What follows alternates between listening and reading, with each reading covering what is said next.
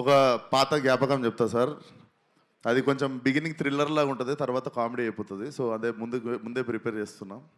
so మా నాన్న